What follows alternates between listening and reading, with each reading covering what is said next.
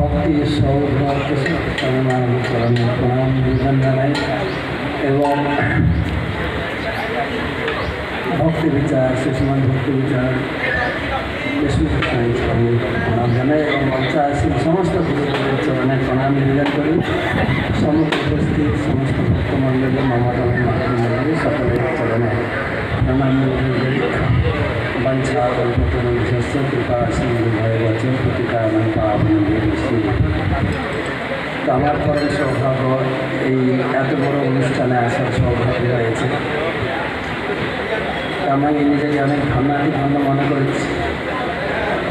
আমি গৌরপাদ থেকে শুনেছি বলতেন আমার গুরুদেব যে গুরুদেব শিষ্যকে যা দিয়েছেন তার ঋণ কোনোদিন শোধ করতে পারে না।